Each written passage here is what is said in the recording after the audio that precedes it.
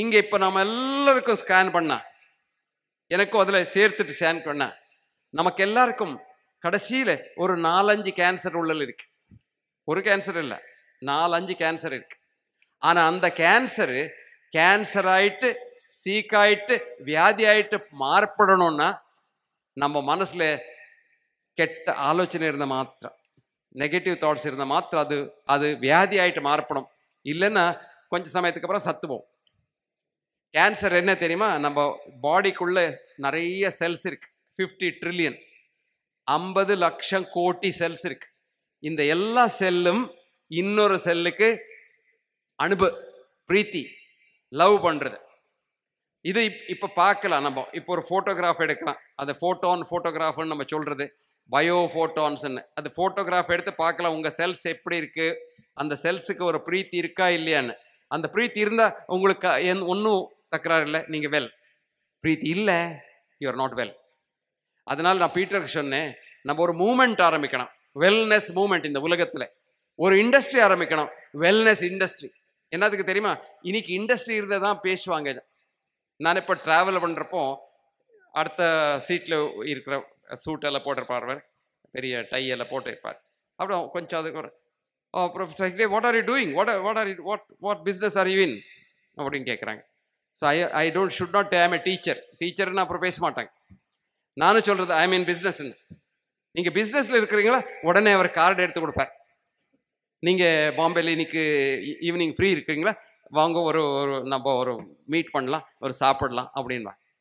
அப்புறம் கடைசியில் கேட்பாரு, என்ன பிஸ்னஸ் பண்றீங்க, பொய் சொல்லலாமா, பொய் சொல்லக்கூடாதுன்னு பீட்டர் சொல்லியிருக்கார் 10 கமாண்ட்மெண்ட்ஸ்ல.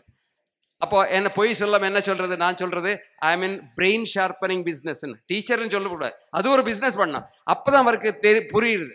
அதனால நான் சொல்றேன், பீட்டர், வெல்னஸ் ஒரு இண்டஸ்ட்ரி ஆகணும். That is called wellness industry. என்னத்துக்கு தெரியுமா? இந்த இல்னஸ் இண்டஸ்ட்ரி எவ்வளவு பெருசுன்னு உங்களுக்கு ஐடியா இருக்கா? இருக்காது. இந்த இல்னஸ் இண்டஸ்ட்ரியோடைய பெரிய இண்டஸ்ட்ரி இந்த உலகத்திலே இல்லை. இந்த உலகத்தில் இருக்கிற பெரிய இண்டஸ்ட்ரி ஆயில் பிசினஸ். ஆயில் தெரியுமா? ஆயில் மேக்னெட்ஸ் எல்லாம் இருக்காங்க. இந்த ஆயில் மேக்னெட்ஸ் இந்த இல்னஸ் இண்டஸ்ட்ரி ஆரம்பிச்சிருக்காங்கன்னு சொன்னா அவங்க நம்ப மாட்டீங்க. விஷயம் சொல்றேன். 1900 1900 அந்த காலத்துல அமெரிக்கால பணம் வந்தது. அமெரிக்கால எண்ணெய் இருக்குன்னு புரிஞ்சுது எனக்கு. அந்த எண்ணெய் எடுக்கிறதுக்கு ஒரு 3 கம்பெனி இருந்ததுங்க. என்ன கம்பெனி?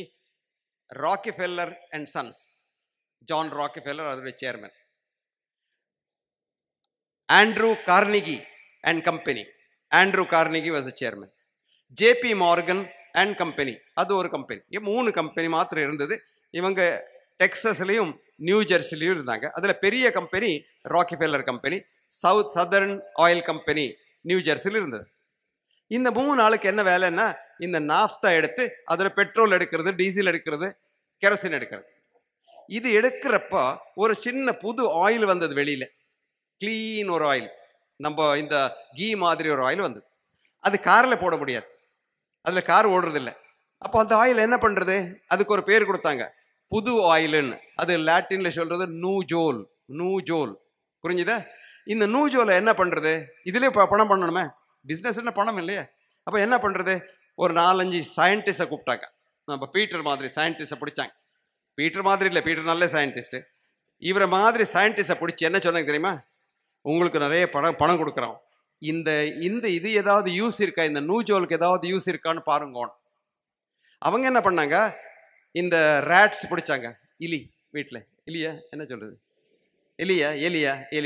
எலி நம்ம பாஷையிலையும் எலிதான், துளுல எலி பிடிச்சாங்க. எலி பிடிச்சி எலிக்கு ஒரு எக்ஸைட் பண்ணாங்க. அதுக்கு ஒரு காஃபி மாதிரி, காஃபில கேஃபின் இருக்கு, நிறைய கேஃபின் கொடுத்தா அந்த எலி ஒரே ஓடும், அங்கங்கே என்னென்னமோ பண்ணிட்டு இருக்கோம்.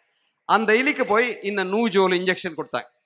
அப்போ எலி என்ன பண்ணுது, ஒரு ஜாம்பி மாதிரி அப்படியே படுத்துக்கிறான். அப்போ இவர் போய் ராக்கிஃபெல்லர் சொன்னார், இது மருந்து பண்ணலாம், இந்த பைத்தியக்காரங்க எல்லாம் ஓடுறாங்களே இல்லை, அவங்களுக்கு ஒரு இன்ஜெக்ஷன் கொடுத்தா இது நல்லா ஆகும். அது அந்த நூஜோல்ல வந்தது லார்கேக்டில். கேட்டிருக்கீங்களா லார்கேக்டில்? இப்போ கூட நீ டாக்டர் எடுத்து போனா லார்கேக்டில் கொடுப்போம் இல்லையா? அது என்ன தெரியுமா?